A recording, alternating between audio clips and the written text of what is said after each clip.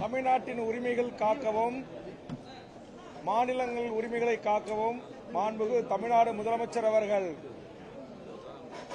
அழைப்பின் பேரில் கூட்டப்பட்ட இந்த அனைத்து கட்சி கூட்டத்தில் தமிழக வாழ்வுரிமை கட்சியின் சார்பாக நான் சில கருத்துக்களை பதிவு செய்திருக்கிறேன். தொடர்ந்து ஒன்றிய அரசு தமிழ்நாட்டு மக்களின் உணர்வுகளுக்கும் உணர்ச்சிகளுக்கும் மதிப்பளிக்காமல் தமிழக மக்களால் தேர்ந்தெடுக்கப்பட்ட அரசு இயற்றுகிற சட்டமன்ற தீர்மானங்களை கிஞ்சித்து மதிக்காமல் தொடர்ந்து ஆணவத்தோடு அகம்பாவத்தோடு நடந்து கொண்டிருக்கிறார்கள். இந்த மறுசீரமைப்பு என்பது குடும்ப கட்டுப்பாட்டை மிக நேர்த்தியாக கடைபிடித்து மக்கள் தொகையினுடைய அதிகரிப்பை தடுத்து நிறுத்தியதற்காக பரிசீலிப்பது போல் இருக்கிறது.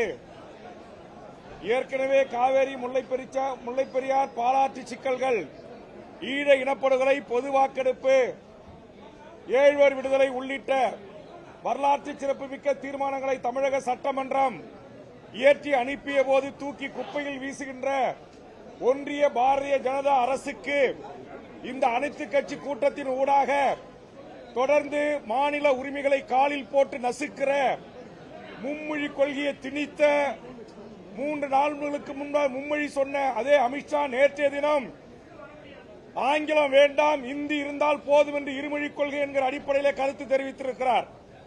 தொடர்ந்து தமிழ்நாட்டின் உரிமைகளை வஞ்சிக்கின்ற ஒன்றிய அரசுக்கு பாடம் புகட்டுகின்ற வகையில் இந்த அனைத்து கட்சி கூட்டத்தில் தமிழ்நாட்டில் நடைபெறுகின்ற ஒன்றிய அரசால் நடத்தப்படுகின்ற நீட் தேர்வுக்கு தமிழக அரசு பள்ளிகளையோ, உதவி பெறும் பள்ளிகளையோ, தனியார் பள்ளிகளையோ, எங்கள் ஆசிரியர் பெருமக்களையோ அனுப்ப மாட்டோம்.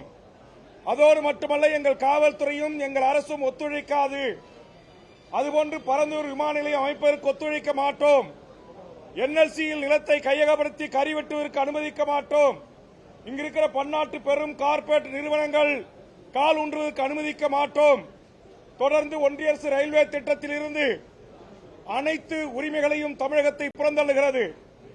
இன்றைக்கு 2151 கோடி ரூபாய் தரம் இருக்கிறது கல்விக்கு. புதிய கல்விக் கொள்கை நம் மீது திணிக்கிறது.